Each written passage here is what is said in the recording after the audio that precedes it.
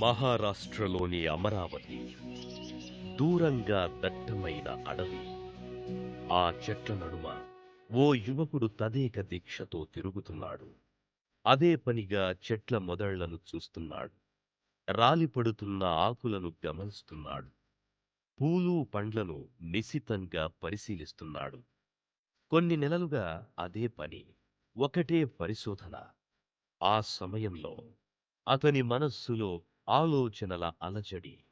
రత్నగర్భగా పేరొందిన దేశంలో రైతులు పొలాలను అన్నపూర్ణ రూపాలుగా భావిస్తూ బసవన్నల లాంటి దుక్కిటెడ్లతో నడుం వంచి పరిశ్రమిస్తున్నారు. ఆత్మహత్యలెందుకు చేసుకుంటున్నారు? దూలాలకు దేహాలను అందిస్తున్నారెందుకు? విషం ఎందుకు తాగుతున్నారు? బిడ్డలను అనాథలుగా చేస్తున్నారెందుకు? అప్పులు చేసి మరీ చల్లిన మందులు పొలాల్లో పురుగుల్ని ఎందుకు చంపలేకపోతున్నాయి? ఫలసాయాన్ని ఎందుకు పెంచలేకపోతున్నాయి? మరోవైపు అడవుల్లో చెట్లు విరగ కాస్తున్నాయి. వీటికి నీరెవరు పెడుతున్నారు? ఎరువెవరు వేస్తున్నారు? ఆ పొలాల్లోని దోషమేమిటి? ఈ అడవుల్లోని గుణాలేమిటి? అతని ఎదుట ప్రశ్నల కారడవి. అయినా తపోవనంలో ఋషిల అతని శోధన సాగుతోంది. ఇంతలో ఆషాఢ మేఘాలు ఆకాశాన్ని ఆవరించాయి. తొలకరి చేస్తున్నాడు. పురుగుల మందులతో విషాన్ని చిమ్ముతున్నాడు. ఈ ఎరుక కలగగానే అతని ముఖం వికసించింది. అక్కడనే ఓ కొత్త సేద్యం ఆవిష్కృతమయ్యింది. అదే ప్రకృతి సేద్యంగా రూపుదిద్దుకుంది.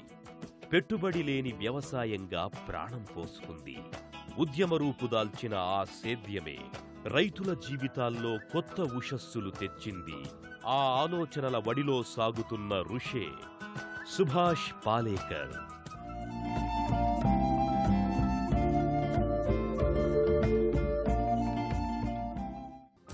సుభాష్ పాలేకర్ మహారాష్ట్రలో ఓ రైతు కుటుంబంలో జన్మించాడు. బాల్యం అంతా బెలోరా గ్రామంలో గడిచింది.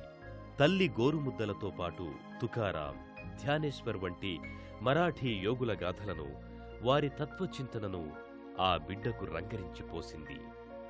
అతనిలో సమాజ సేవ చెయ్యాలనే కాంక్షకు బీజం వేసింది. బెలోరా గ్రామంలోనే సుభాష్ ప్రాథమిక విద్యాభ్యాసం సాగింది. ప్రస్తుతం ఆ గ్రామం బెంబాలా డ్యాం రిజర్వాయర్ నిర్మించడంతో మునిగిపోయింది.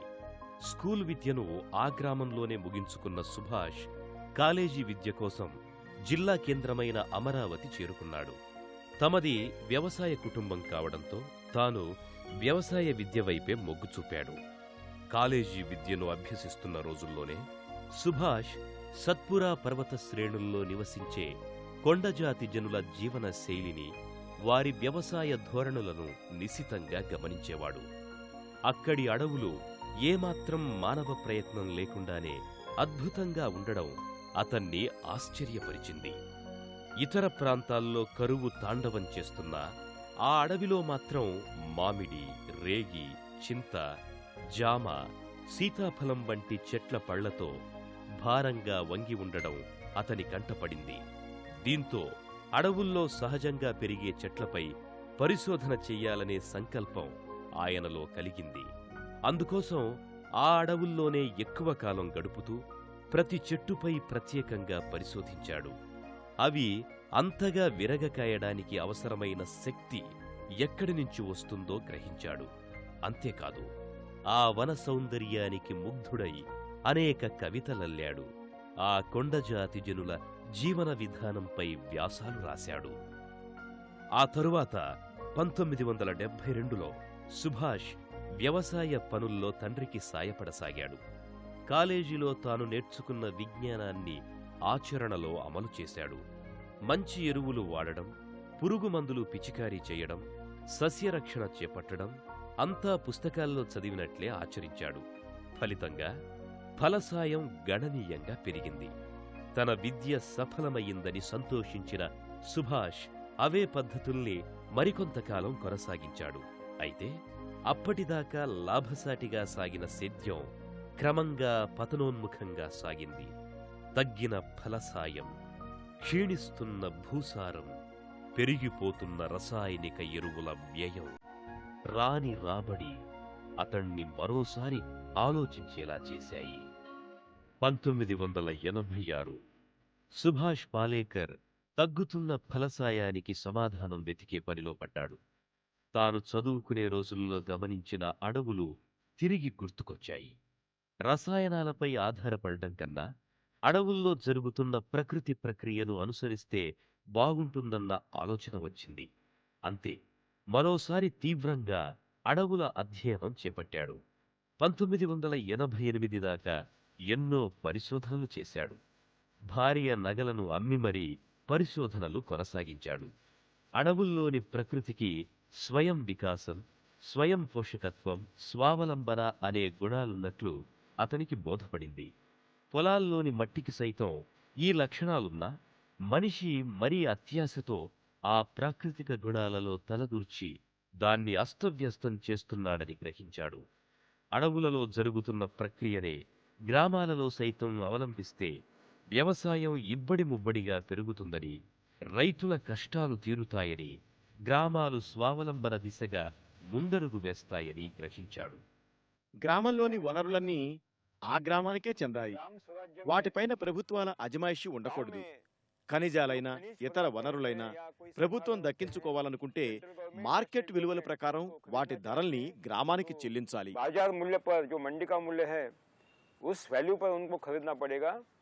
దీనివల్ల ఉద్యోగాల వేటలో పట్టణాలకు వలసపోతున్న గ్రామీణ యువత మళ్లీ వ్యవసాయం వైపు ఆకర్షితమవుతోంది. सर्विस कर रहे थे, हमने उनको पीछे लौटा कर देहातों में ऐसे ऑर्गेनिक फार्मिंग और नेचुरल फार्मिंग में बहुत बड़ा भेद है. ఆర్గానిక్ సేద్యం, ప్రకృతి సేద్యాల మధ్య ఎంతో తేడా ఉంది. కొంతమంది ఆర్గానిక్ సేద్యాన్ని ప్రకృతి సేద్యం అంటుంటారు. అది తప్పు. ప్రకృతి సేద్యంలో ఏ వనరుల్ని మనం బయట నుంచి సమకూర్చాల్సిన అవసరం లేదు. దేన్ని అతిగా వాడుకోవటం ఉండదు. ऑर्गेनिक में हर वस्तु खरीदनी पड़ती है और ऑर्गेनिक का जो खर्चा है, कॉस्ट ऑफ प्रोडक्शन है, वो रासायनिक से भी चौगुना ज्यादा होता है. అదే ఆర్గానిక్ సేద్యంలో ప్రతిదీ కొనాల్సిందే. పైగా దానికయ్యే ఖర్చు ఎరువులతో చేసే సేద్యానికన్నా ఎక్కువ. भूमि का एक्सप्लॉयटेशन, जल का एक्सप्लॉयटेशन, मानव स्वास्थ्य का, क्योंकि वर्मी कंपोस्ट కొన్ని సందర్భాల్లో వర్మీ కంపోస్ట్ లో ఆర్సేనియం, కాడ్మియం, పాదరసం వంటివి ఉండడం వల్ల ఆ పంట మనకు విషప్రాయంగా మారుతుంది. जब ऑर्गेनिक फर्टिलाइजर से यानी वर्मी कंपोस्ट से उठाते हैं तो हमारे खाद्य में जाते हैं तो हमें बीमारियां होती है. ये बहुत खतरनाक चाल है. పరిశుద్ధ వాతావరణం, కాలుష్యం లేని స్వచ్ఛమైన గాలి, నీరు అందించే లక్ష్యంతో సుభాష్ ప్రకృతి సేద్యాన్ని దేశవ్యాప్తంగా ప్రచారం చేసేందుకు నడుం బిగించాడు. మొదట్లో అతని ప్రయత్నానికి సహకరించిన వారే లేరు. ఎన్జీఓలు, ప్రభుత్వ సంస్థలు ముఖం చాటేశాయి. అయినా సుభాష్ నిరుత్సాహపడలేదు. రసాయనిక సేద్యంలో రైతు నిరంతరం ఎరువులు, పురుగుమందుల కంపెనీలపై ఆధారపడాల్సి వస్తుందన్న సత్యాన్ని బాహాటంగా చాటాడు. విత్తనాల కొనుగోలు నుంచి సస్యరక్షణ, ఫలసాయం పొందడం వరకు ప్రతి దశలోనూ రైతు పెద్ద మొత్తాలలో ఖర్చులు చేసి అప్పుల ఊబిలోకి కూరుకుపోవడం గమనించాడు. దీంతో జీరో బడ్జెట్ న్యాచురల్ ఫార్మింగ్ అంటే పెట్టుబడి లేని నైసర్గిక వ్యవసాయం అనే ప్రక్రియకు శ్రీకారం చుట్టాడు. नेचुरल फार्मिंग यानी प्राकृतिक कृषि का अर्थ होता है कि हम कुछ भी नहीं करेंगे, जो कुछ करेगा वो प्रकृति करेगा, निसर्ग करेगा. ప్రకృతి సేద్యం అంటే మనం సొంతంగా ఏమీ చేయమని అర్థం. అంతా ప్రకృతే చేస్తుంది. అడవుల్లో పెద్ద పెద్ద చెట్లుంటాయి, పళ్ళు బాగా కాసుంటాయి. అక్కడ ఎరువులు, మందులు, వర్మీ కంపోస్ట్ ఇలా మనం సంప్రదాయంగా అనుసరించే వ్యవసాయ పద్ధతులేవి ఉండవు. అయినా చాలా పళ్ళు పండుతాయి. అదే ప్రకృతి నియమాన్ని మన పొలాల్లో మనం పాటిస్తే మరింత లాభదాయకంగా ఉంటుంది. ఇదే ప్రకృతి సేద్యపు మూల భావన. तो हम भी इतना फल दे सकते हैं. ये नैसर्गिक कृषि का सिद्धांत है.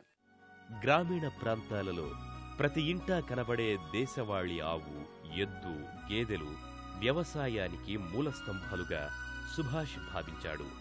ఒక్క ఆవుంటే ఎకరం నేలలో పెట్టుబడి లేకుండా సేద్యం చేసుకోవచ్చన్నాడు. గోమూత్రం, పేడ వ్యవసాయం పాలిట అమృతప్రాయాలని రైతులోకానికి చాటాడు. ఆవులు, గేదెలు అంటే సుభాష్ ఉద్దేశంలో దేశవాళీవే. జెర్సీ జాతి ఆవుల పేడ, మూత్రాలలో ఇలాంటి గుణాలు లేవని సుభాష్ ప్రాయోగికంగా నిరూపించాడు. గోమూత్రం, ఆవు పేడలను సస్యవర్ధనులుగా వాడి ప్రకృతి సేద్యం చెయ్యడం వల్ల పంట ఆరోగ్యంగా, పుష్టిగా పెరగడమే కాకుండా పౌష్టిక గుణాలను కూడా కలిగి ఉంటుందని సుభాష్ నిరూపించాడు. ఎకరాకి 140 టన్నుల చెరకు పండించి ప్రకృతి వ్యవసాయ విధానం ఎంత లాభదాయకమో నిరూపించి సంచలనమే సృష్టించాడు. ఇలా చెరకునే కాకుండా వరి, గోధుమ, జొన్న, కంది, మొక్కజొన్న, సజ్జలు, రాగులు, అలసందలు, మినుములు, పెసలు, పత్తి, శనగ సాగులలో మామిడి, అరటి, బత్తాయి, నిమ్మ, దానిమ్మ వంటి ఫలాల సాగులలోనూ, మిరియాలు, కాఫీ వంటి వాణిజ్య పంటల సాగులోనూ ప్రకృతి సేద్యం లాభదాయకమైందని, నాణ్యమైందని, పెట్టుబడి లేనిదని సుభాష్ రైతులోకానికి చాటాడు. हमारे रासायनिक कृषि से जैविक कृषि से उत्पादन निरंतर घट रहा है, तो उत्पादन बढ़ाने के लिए మనం చేసే రసాయనిక, సేంద్రియ వ్యవసాయ విధానాల ద్వారా దిగుబడి నిరంతరం తగ్గిపోతోంది. ఈ విధానాలపై వ్యవసాయ విశ్వవిద్యాలయాలు ప్రబోధిస్తున్న మెలకువలు నేడు మన అవసరాలను అస్సలు తీర్చలేవు. పైగా మనకు తీవ్ర నష్టం కలిగిస్తున్నాయి.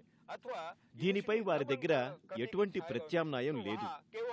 వ్యవసాయ విశ్వవిద్యాలయాల్లో అటువంటి సాంకేతిక పరిజ్ఞానం లేనప్పుడు వాటిని నిర్వహించి ఏం లాభం? వాటిని వెంటనే నిషేధించాలి. లేదంటే అక్కడ కేవలం పెట్టుబడి లేని సహజ సిద్ధమైన ప్రకృతి ఆధారిత వ్యవసాయ విధానంపై పరిశోధనలు నిర్వహించాలి. అలాగే దాన్ని ప్రభుత్వ రంగ సంస్థలు, స్వచ్ఛంద సేవా సంస్థల ద్వారా దేశవ్యాప్తంగా, ప్రపంచవ్యాప్తంగా విస్తరించాలి. అలా చేయగలిగితేనే విశ్వవిద్యాలయం ఆవశ్యకత ఉంది. లేదంటే కోట్ల రూపాయలు వెచ్చించి విశ్వవిద్యాలయాల నిర్వహణ ప్రభుత్వానికి అవసరం లేదు. ఎందుకంటే విశ్వవిద్యాలయాలు రైతులకు చెబుతున్న విధానాలు కేవలం రైతుల ఆత్మహత్యలకు దారితీసే విధానాలే. నిజంగా రైతుల ఆత్మహత్యలను ఆపాలంటే కేవలం ప్రకృతి ఆధారిత వ్యవసాయ విధానం మాత్రమే అవలంబింపచేయాలి. అలాగే వ్యవసాయ విశ్వవిద్యాలయాల్లో సహజ సిద్ధమైన వ్యవసాయ విధానాలను వాటిలో చేర్చాల్సిన అవసరం ఉంది.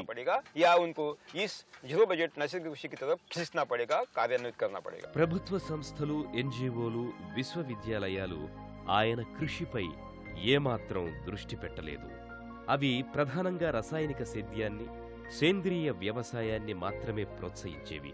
దీంతో సుభాష్ వాటి సహకారం కోసం ఎదురు చూడకుండా తన వ్యవసాయ పద్ధతులను పరిచయం చేసేందుకు రైతుల్ని నేరుగా కలుసుకోవడం ఆరంభించాడు. వారి కోసం ఊరూరా సభలు, సమావేశాలు, గోష్ఠులు, వర్క్షాపులు నిర్వహిస్తూ వారికి ప్రకృతి సేద్యం వల్ల కలిగే లాభాలను, ప్రకృతికి, వినియోగదారునికి దీనివల్ల కలిగే సౌలభ్యాలను వివరించసాగాడు. ఫలితంగా వర్క్షాపుల్లో పాల్గొన్న రైతులు అనుభవపూర్వకంగా ప్రకృతి సేద్యాన్ని చేసి చూసి దానివైపు మొగ్గు చూపసాగారు. దీంతో సుభాష్ తాను రూపొందించిన పద్ధతికి పరిమితమైన ఆర్థిక వనరులతోనే ఉద్యమ రూపం కల్పించాడు. किसानों के वर्कशॉप लेना, यानी कार्यशालाएं लेना, सेमिनार लेना, बैठकें लेना. నేను రైతుల కోసం వర్క్షాపులు, సెమినార్లు, సభలు నిర్వహిస్తుంటాను. ఒక్కో వర్క్షాపు ఒక్కో రోజు నుంచి 7 రోజుల వ్యవధితో నిర్వహిస్తాం. ప్రతి వర్క్షాపులో దాదాపు 200 నుంచి 7,000 మంది దాకా రైతులు పాల్గొంటారు. వాళ్లకి నేను ప్రకృతి సేద్యం గురించి వివరిస్తాను. అంతకుముందు ప్రకృతి సేద్యం చేస్తున్న వారి పొలాలను చూడమంటాను. అందరూ కాకపోయినా కొందరు అలా వెళ్లి చూసొస్తారు. తమ పొలంలో ముందుగా కొంత భాగంలో మా పద్ధతిని పాటిస్తారు. తాము పొందే అధిక ఫలసాయం చూసుకుని ఇతర రైతులకు చెప్తారు. అలా నోటి మాట ద్వారా మా పద్ధతిని ప్రచారం చేస్తూ మాకు ప్రచారకులుగా మారిపోతారు. ప్రస్తుతం మహారాష్ట్ర, కర్ణాటక, కేరళ, పంజాబ్, బీహార్ వంటి రాష్ట్రాలు సుభాష్ రూపొందించిన ప్రకృతి వ్యవసాయ పద్ధతిని పాటిస్తున్నాయి. అందులోని సౌలభ్యాన్ని, లాభదాయక గుణాన్ని గమనించి తమ తమ రాష్ట్రాలలో ఆ విధానాన్ని అనుసరిస్తున్నాయి. తన వ్యవసాయ పద్ధతుల్ని ప్రజల్లోకి మరింతగా తీసుకుపోవడానికి గాను సుభాష్ ఈ ప్రకృతి సేద్యం గురించి అనేక పుస్తకాలను రచించాడు. ఇవి అనేక భారతీయ భాషలలోకి అనువదించబడ్డాయి. मेरी किताबें बहुत असरदार काम कर रही हैं। मेरी मराठी में 24 किताबें हैं, 24। इंग्लिश में अभी 4 किताबें आ रही हैं। నేను ప్రకృతిక సేద్యం గురించి 24 పుస్తకాలను రాశాను. వాటిలో కొన్ని పుస్తకాలను ఇంగ్లీషు, హిందీ, కన్నడం, పంజాబీ, బెంగాలీ, తెలుగు, తమిళ, మలయాళ భాషల్లోకి అనువదించారు. ఈ పుస్తకాలు మా ప్రకృతి సేద్యాన్ని ప్రచారం చేస్తున్నాయి. సాధారణంగా రైతులు పుస్తకాలు కొని చదవరు.